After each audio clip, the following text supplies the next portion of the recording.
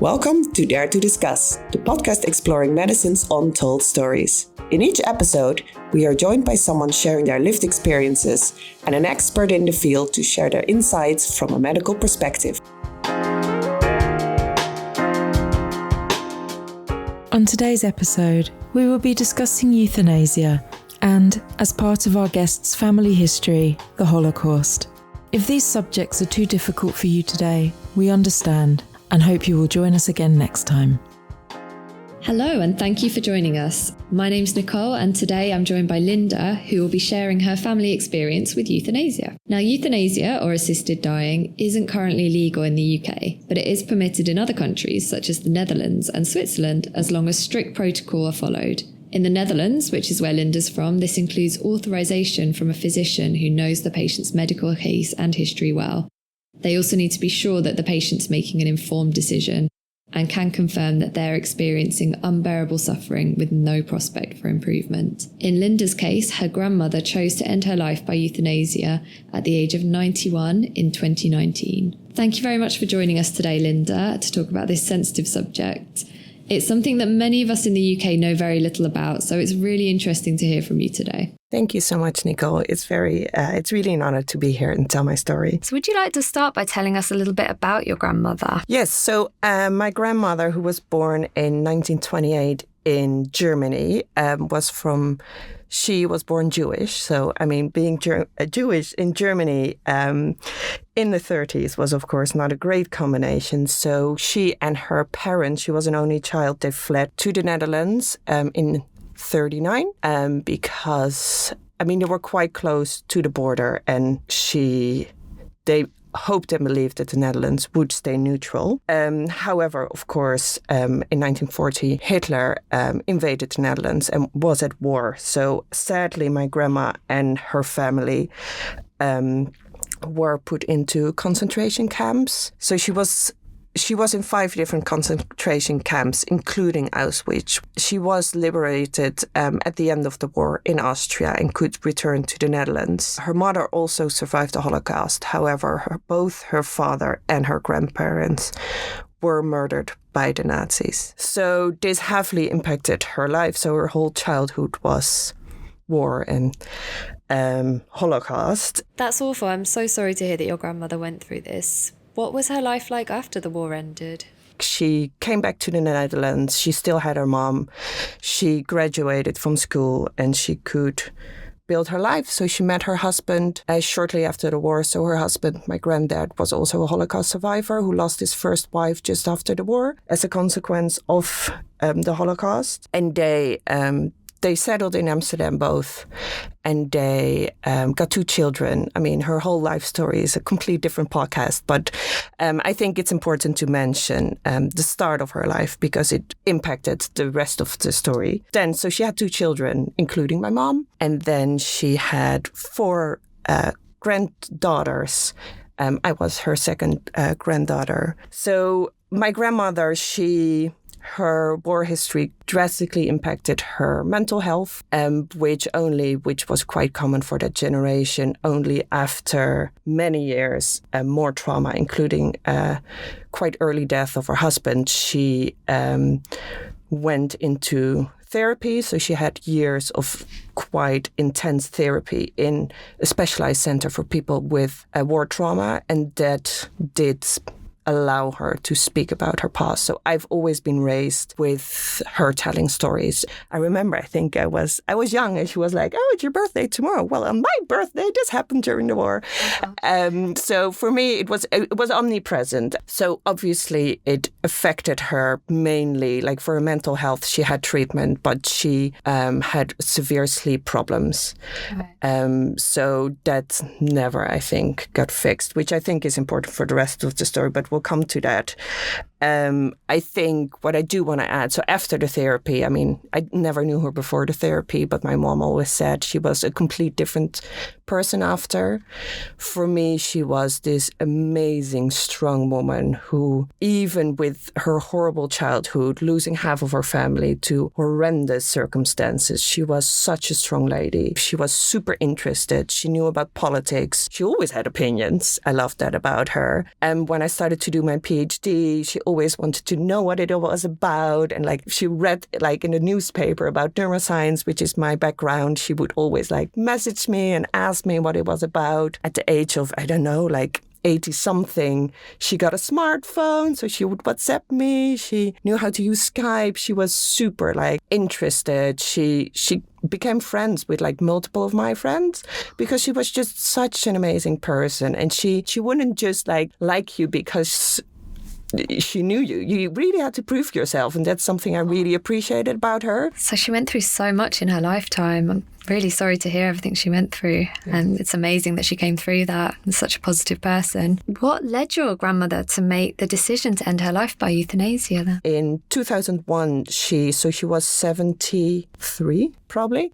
She had an accident. So a cab drove into her and she broke her hip. She was brought into a hospital. She needed a hip replacement. What I should mention before that, a few years, I think, before they found that one of her heart valves was leaking. So she had like one of these fake metal ones, which means you have to be on blood thinners. So operations were a bit trickier and a bit more impactful for her. So she had a new hip, though sadly the operation wasn't super successful. So the hip became loose. So a few years later, she needed another operation. However, still that operation wasn't completely successful. So basically the hip never became a normal hip.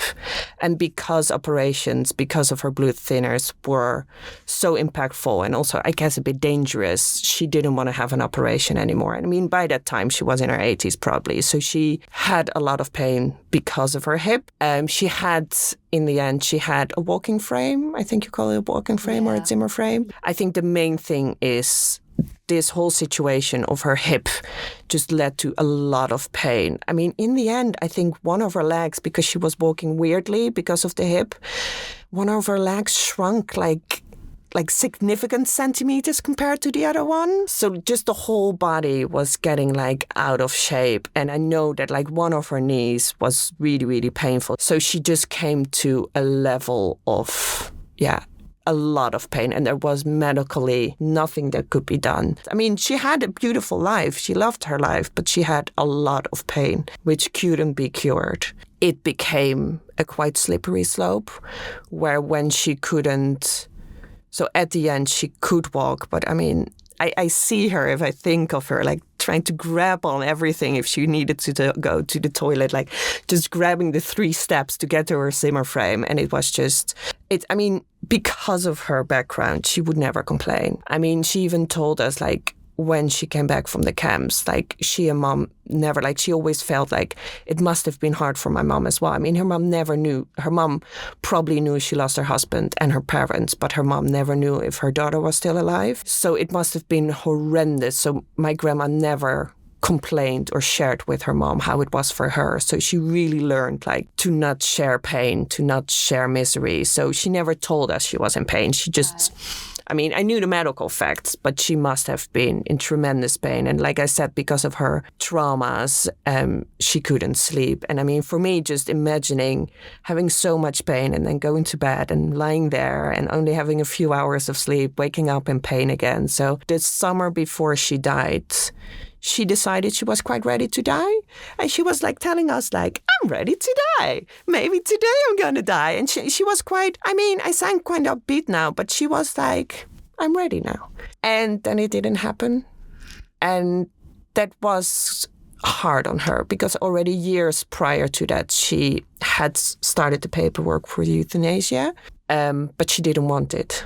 She would definitely much rather die naturally. And I guess she thought because she had so many medical conditions, that she would die naturally. But she just didn't die. So you knew in advance that euthanasia was something that she was considering. How did you feel when she told you eventually that she had made that decision to go ahead with? Yeah, so I mean, I think it was like 7 or 8 years before she died.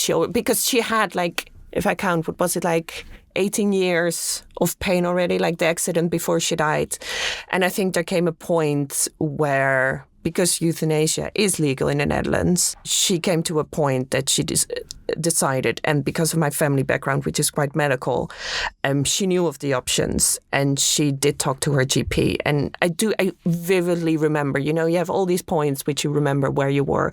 Exactly know which point of her couch I was sitting when she told me that she made the arrangement with the GP. I mean, it was years before it happened. And I mean, being my grandma, she was like, oh, do you have to cry now? I mean, she was such a honest and lovely lady. And I was like, yeah, this made me a bit sad. But for her, it was more a formality at that point, because I think she really did it just as a backup.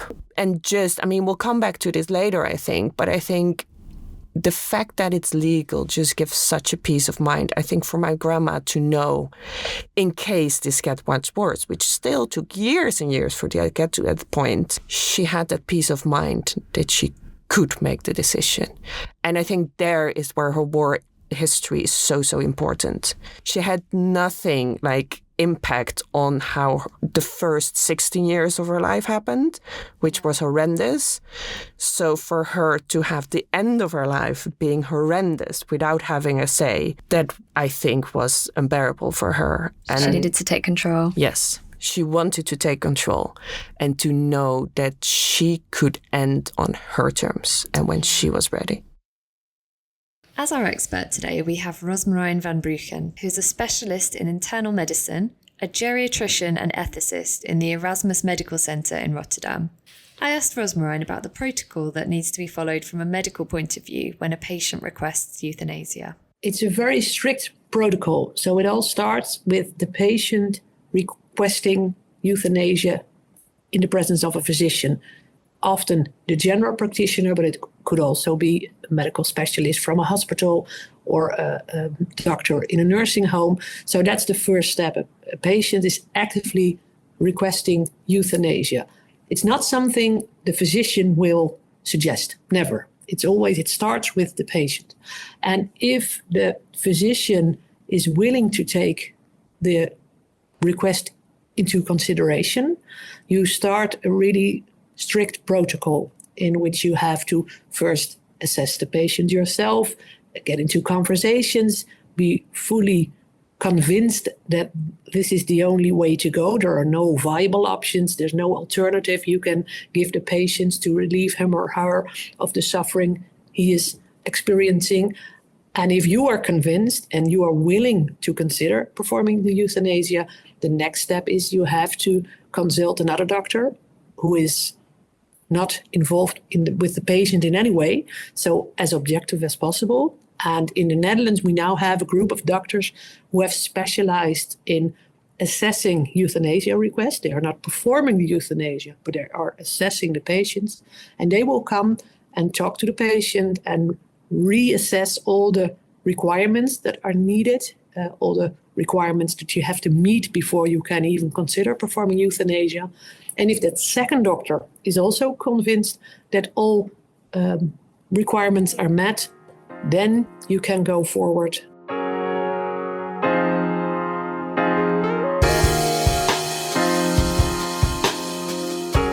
And given that she hadn't told you that she was suffering from this pain, was it a shock when she first mentioned euthanasia to you? I think not. I mean, she didn't mention she was in pain, but I knew the statistics. I mean, I saw her wobble. I don't think it was a shock. I mean, it's of course, I love my grandma so much. It's never fun to hear, but I think it did really help me to be prepared. So I think having that open discussion was really good.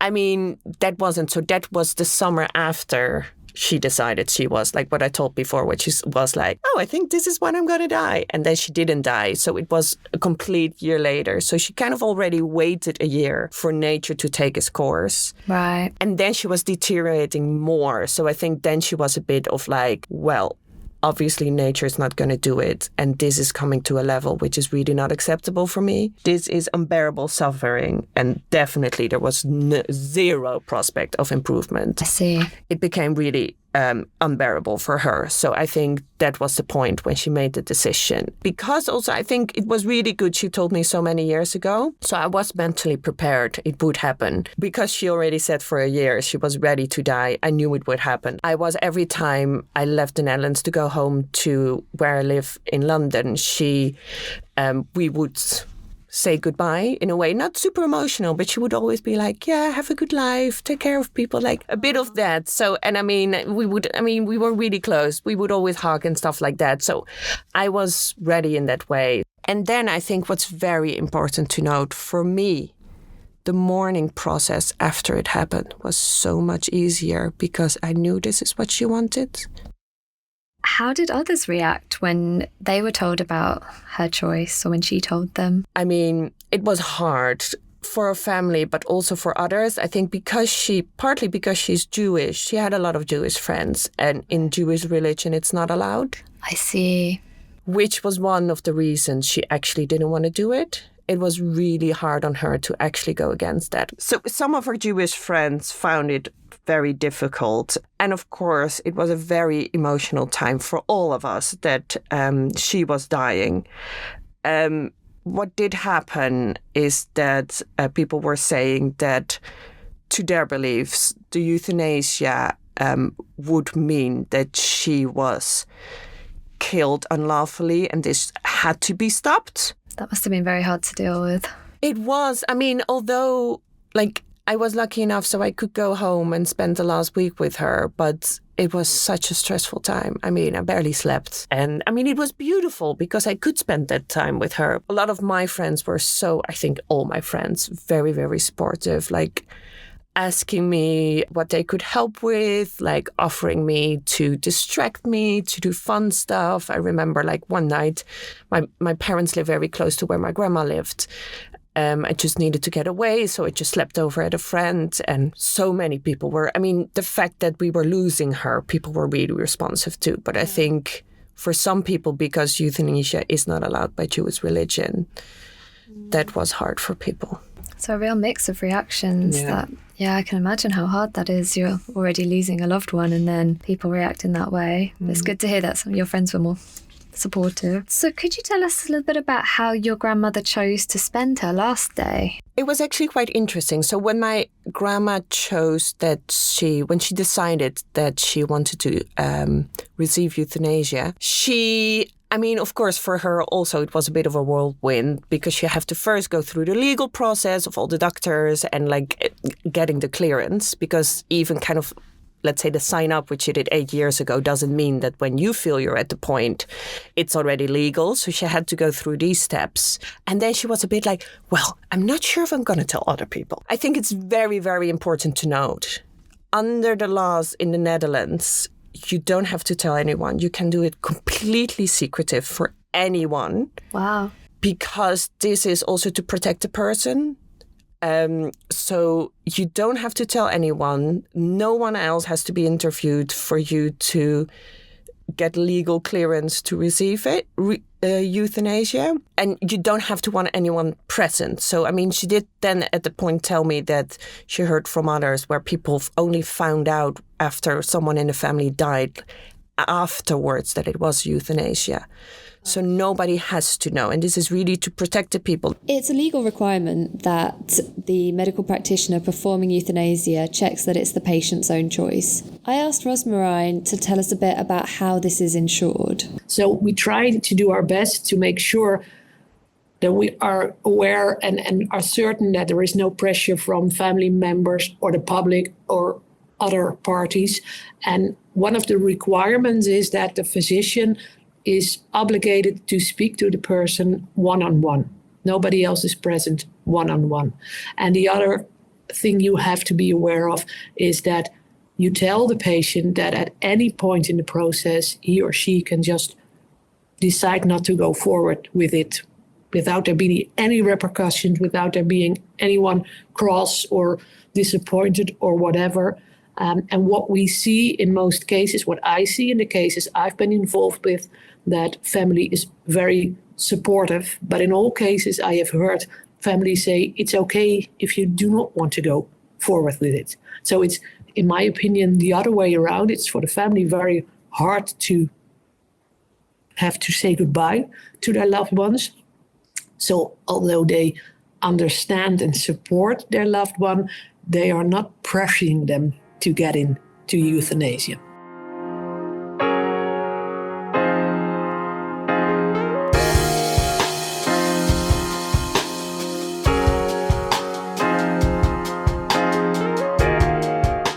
So next to that, so going through the legal process, she felt that once it was cleared, it had to happen really quickly, because this is what often happens. Because, of course, a lot of people who receive euthanasia are severely ill. So euthanasia normally happens really, really quickly. So she was a bit like, oh, should I do it tomorrow? Or like a bit like, what are the next steps? So her GP, who actually did the procedure, he reassured her that that's not the case. You can actually pick a date which is a bit further. So I think once she got clearance, and I mean, the GP was lovely. He was like, it's because it was end of August. He was like, it's lovely weather. Just enjoy the weather with your family and then do it afterwards. So I think the date was like put maybe 10 days after she got the clearing. And then I could take a train home and spend a week with her. And that week, I mean, like I said, it was really stressful, but it was beautiful. So she had time to say goodbye. And because she was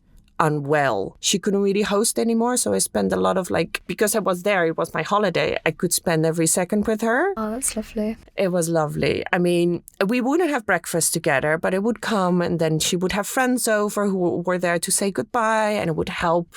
I would make the tea because for my grandma, there was no option. I had to go shopping to buy nice cookies and she was she loved cooking, but she was really if people come over, you have to treat them. And even the last days, it's she didn't lower her standards 1 second. It was it has to be proper. So I was there a lot to help and to support her.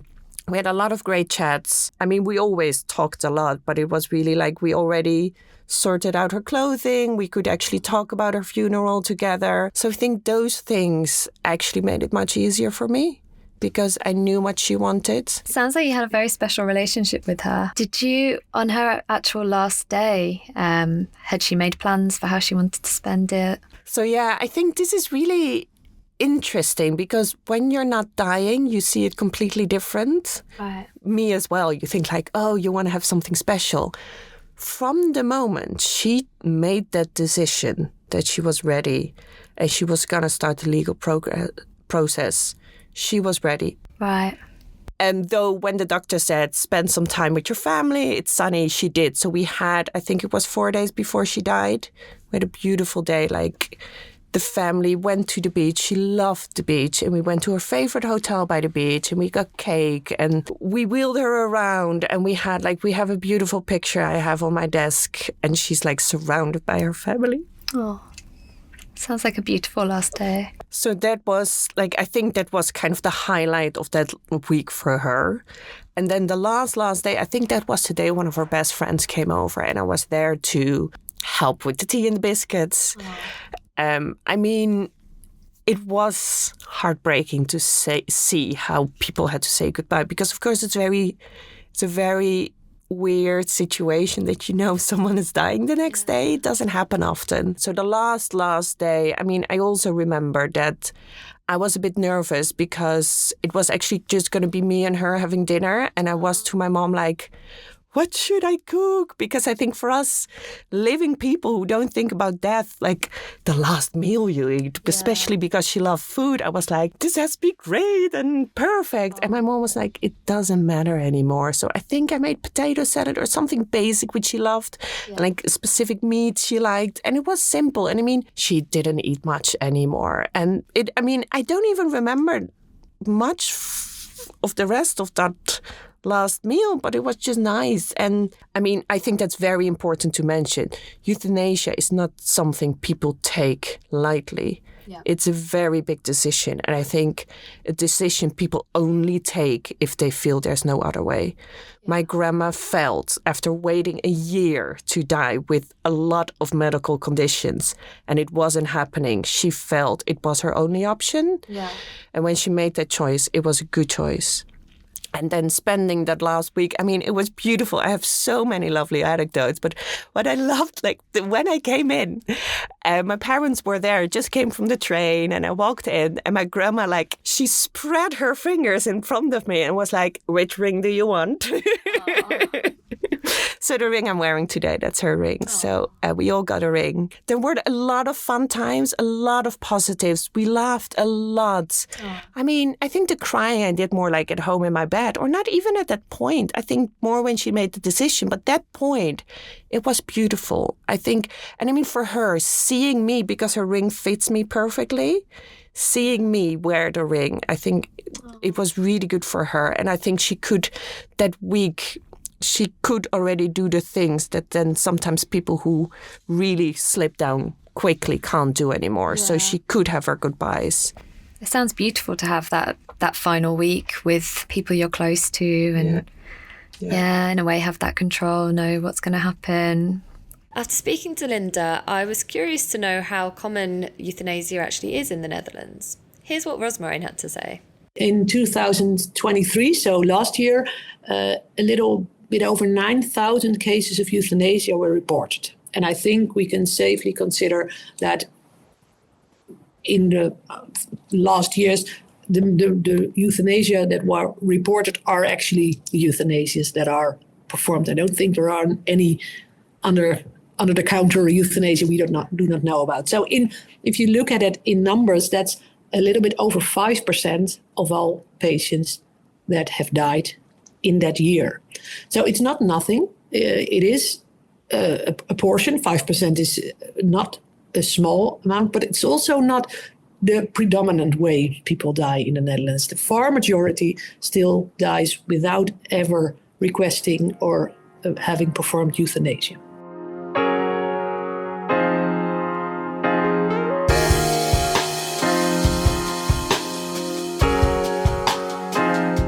Did your grandma get to choose, or did she choose who was actually with her at the point where the euthanasia took place? Yes. So when I came home, to my parents' place, I already thought in my brain, I want to offer to my grandma that I want to be there. Right. And one of the first things my mom said to me, I want to warn you because your grandma is going to ask you if you want to be there. So maybe you want to think about it. She chose me and her two children. And then, so my father, she was really close. She loved my father. My parents were already retired at that time. So my father was in the house when it happened. But I think, it was not necessarily said, but I think it was kind of understood that he would walk away. But when it happened, he was just exiting the room, and then my grandma said, "Stay." Oh, did she give you any guidance? For example, did she ask you not to become emotional, or did she mind if you were emotional? No, not at all. And I think that really links to the fact she was ready. Right. It was just about she was going to die, and that was her decision and what was good. And if we were going to cry or not, I don't think she even considered that. It wasn't important. So you've mentioned the GP. Were there any other medical staff present? And where did it take place? So on the day it happened, there's a specialized nurse who comes to the house. So I was there with my grandma, I think preparing lunch. It's a nurse who has specialized training. So he was a lovely chap, I remember. So they come to put in the cannula, which is used to put the medication in. Right. And he came in, and of course he got tea and cookies. He was like, "How's your day? How do you feel?" Really and of course, being my grandma, started talking about the war. And so he was really interested. And he also told us he's specialized. So he also gets to big accidents or traumatized spaces. So they put in specialized people who have knowledge and emotional support. So he came in, I think he was there half an hour, and he only had to put in a cannula, which takes 5 minutes, not even. But he was there, made her feel comfortable. And so this was all at our house. So I think it was always clear for my grandma it would be at our house and in her bed. So after he left, the rest came and the GP came and we all had lunch together. You get kind of a time slot, but the GP comes over and just clears his calendar. And even at that point, I remember it was beautiful. We were sitting there and just chatting, and after a while, you know how it goes in conversation. Sometimes it's quiet, like just end of a discussion point. And she was like, so should we do it now? Or like, she didn't say that, but maybe a bit like, oh, is it time now? And the GP was like, you have to, like, it's your point whenever you're ready. And I think that's when she said, okay, I'm ready. But there is no way anyone is allowed to instigate it. Right. It has to come from the person who made that choice and who is about to receive it. And so even at that point, the doctor asked her again to sign it, which I'm not even sure if that's needed. Then she signed the paper and I went with her to the bedroom no way my grandma would lie in her bed with her normal clothes, even not to die. So she put on a dressing gown, and then I think I said my goodbyes and we all kind of took turns to privately talk to her. I'm not even sure. And like I said, like my grandma, she wasn't so interested in goodbyes. I think also because it was too painful. I think it was tremendously hard for her to say goodbye to her kids. It was something she didn't want. No. I think that should also be taken into consideration. Like if you make that choice, you do kind of say a bit like, I want to leave this world, and indirectly. So also like we even had discussions why she could talk better about death and about her wish of euthanasia with me. And I was like, of course, because I'm your granddaughter. You don't feel responsibility for me. I mean, as a parent, I'm not a parent, but as a parent, you feel responsibility over your children. Yeah. And she felt that, and she couldn't really say the things that she shared with me about her death because it would be too much to say that to her children. So we all said goodbye. And then at the moment it happened, so she already had the cannula, and then the doctor has a little, like, one of these little, like, ice baggy thingy with the medication. He comes in, so we were all sitting around the bed. Instinctively, I took her hand. Oh. And we weren't really hand holders, but I'm really happy I did that. Like, I really remember holding her hand. So the first thing the doctor does is they give a very high level of sleep medication. So they put it in the cannula. I guess there was a bit of like, he came in and we all got comfortable, but I don't remember the details. But there's a point he puts in the sleeping medication. And she was like, ooh, that feels a bit... And maybe she said more, but then she already fell asleep. It was really, really quick. Rozemarijn told me more about the medical process and how practitioners ensure that it's painless for the patient. Of course, a lot of the patients that are getting euthanasia are in pain based on their underlying illnesses, their existing diagnosis. But the process of euthanasia itself is painless, because what happens in case of the method in which the physician injects the medication I'm talking about, an IV is placed, two, because you never know if some of the two will not work properly. And if the patient wants to, and I've known patients that have denied that, we first give lidocaine just to numb the place of the IV, because the coma inductor you then administer can cause some irritation on the IV. But once you have administered the coma inductor, patients will be in a coma. And we check whether the coma is deep enough to see if there's any cornea reflex still there. So you have to check whether your coma is sufficiently deep to even consider then administering the muscle relaxant.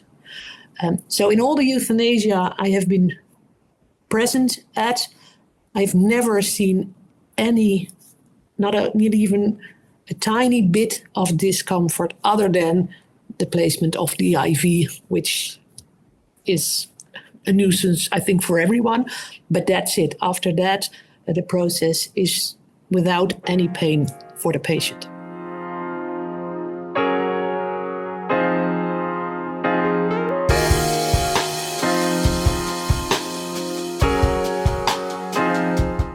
So what happens? The GP actually exits the room. Right.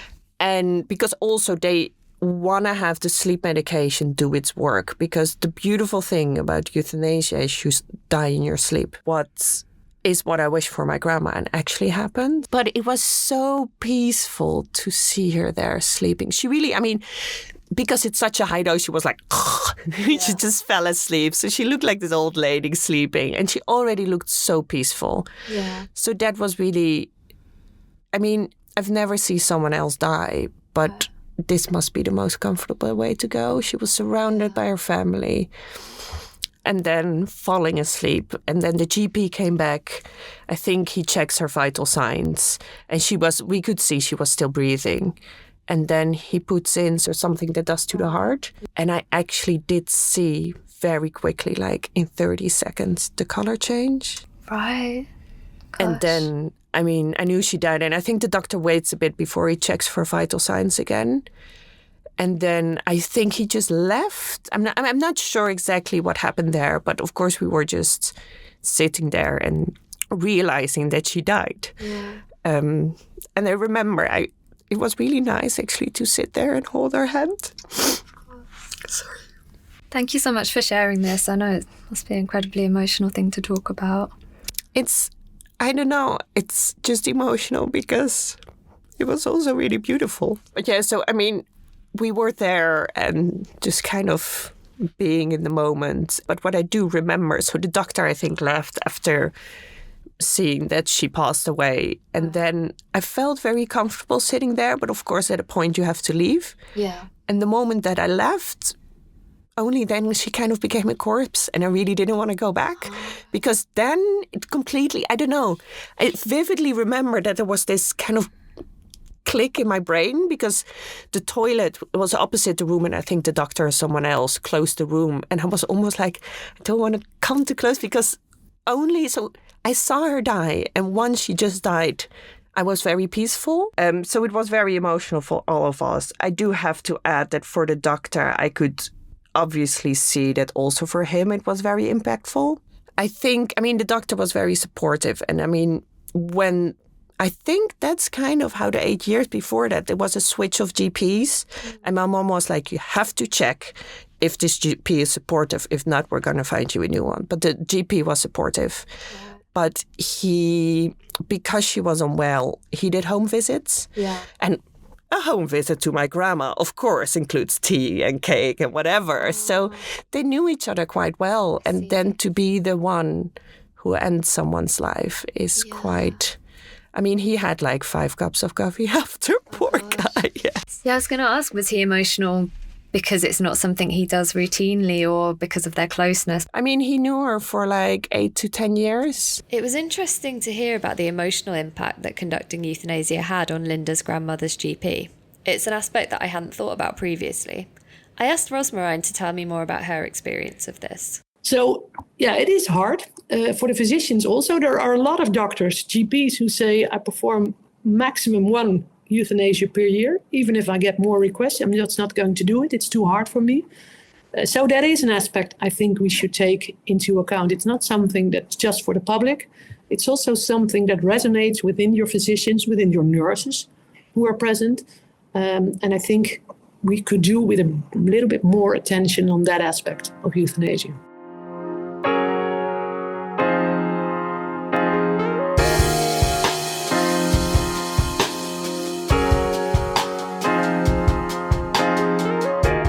Rozemarijn told me a bit more about the legal processes that happen after a patient has chosen euthanasia.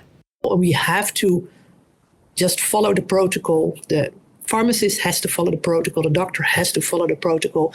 And you have to all write it down very clearly, because after the euthanasia is performed and the patient is deceased, you will have to send all your documentation to a council that will just judge you, assess if you've done it the right way. And you have to make clear why you did it the right way. So any deviation from protocol is frowned upon, and you will have to come and explain yourself why. So I've never deviated from protocol. I've never met any doctor who has deviated from protocol.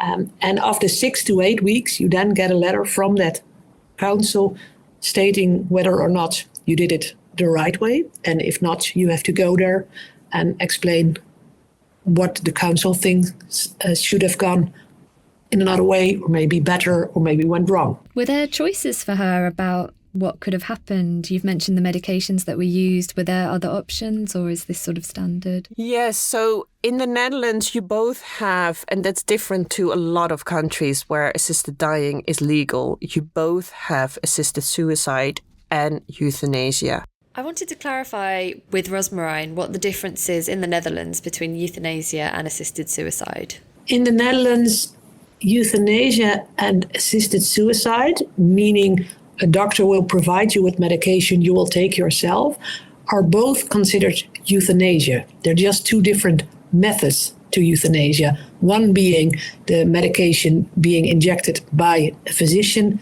and the other one, the medication being taken by the person, him or herself. Only a minority, a few percent of the people that are receiving euthanasia opt for the assisted suicide, taking the medication themselves.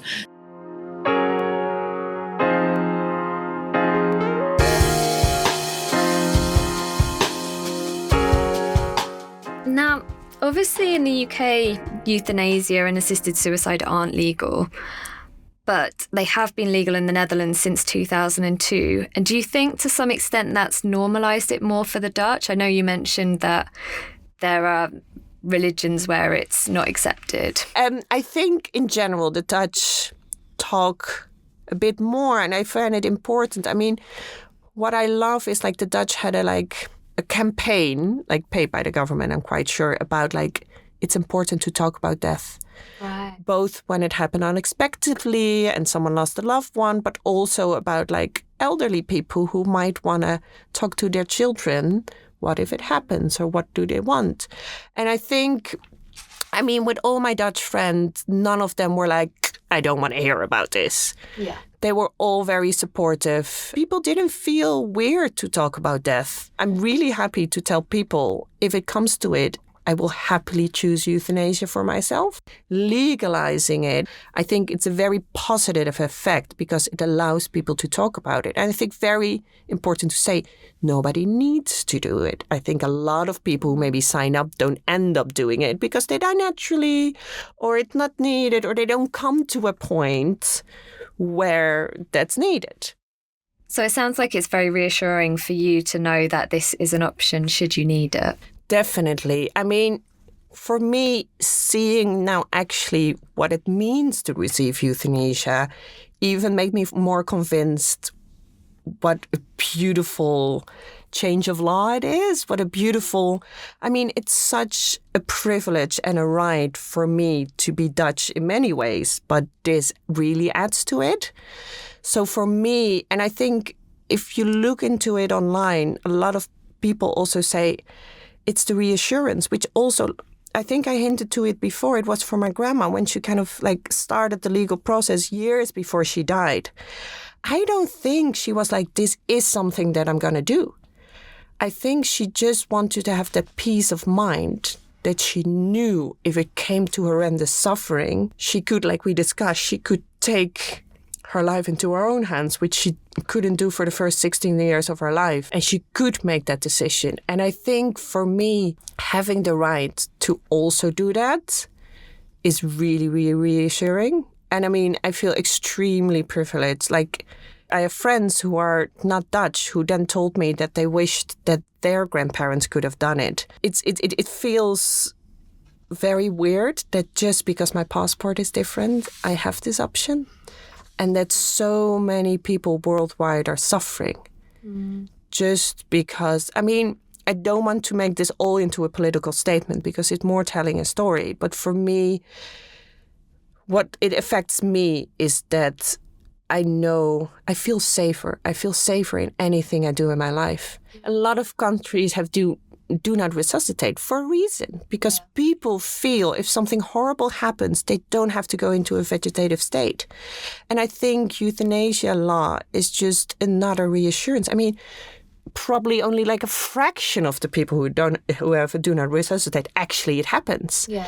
And I think with euthanasia, at least for me, it's the same. I know if I come to an age and I have a disease which is crippling to me, that will give me so much peace. It already gives me peace of mind. Yeah. Because we all know, we're in an age that we know that horrible diseases happen.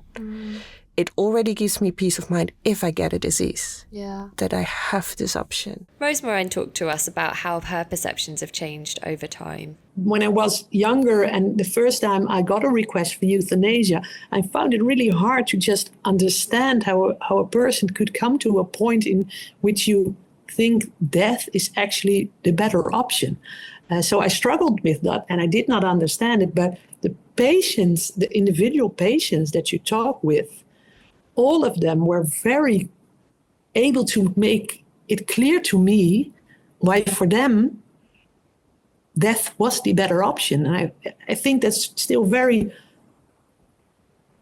I'm still very impressed by that, but also I'm impressed by the fact that a person is able to at one point decide for themselves that death is the better option, because that's I think it's a tremendous difficult decision to make, to just admit to yourself that death is the better option. We have a very strong survival need in our being. I think when a patient is really adamant about it, I think we have to take that serious, because that's something that's really their being at that moment. They are the pain and they are the suffering they're going through.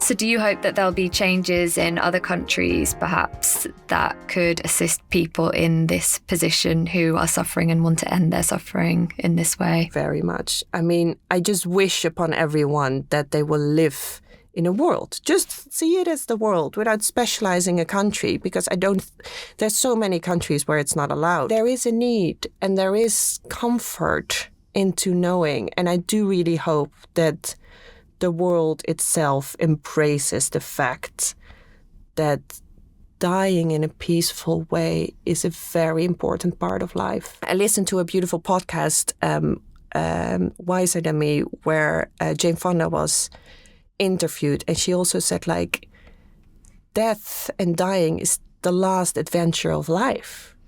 And I think it can be seen that way. I think as a child, I was afraid of dying, but I think over time, with more knowledge, this changed into a fear of suffering. Right.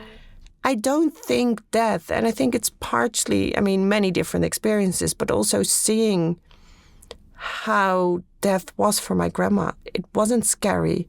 It was something she chose. It was a positive day. I can't say positive. She died. We lost her. But it was a day which she chose, and that was important for her. Yeah. Something important happened on a day she decided. And she decided that suffering was unbearable. And the doctor acknowledged that this was unbearable. Yeah. And I think that suffering, when you're young and you're healthy, death sounds so scary. But the more experience you have in life, suffering is actually hard. And for me, suffering would be harder than death. That's really interesting. Thank you so much for sharing all of this. Oh, thank you. As I say, it's something that I know myself. There's probably many others don't know much about. We're sort of aware that it's something that happens in other countries. But it's so interesting to hear more. And your grandmother just sounds like such an amazing person. So thank you so, so much for sharing all of that. Dare to Discuss was presented by Nicole in conversation with Linda van Kempemer. It was recorded and edited by Naomi Whitmore. Thank you for listening.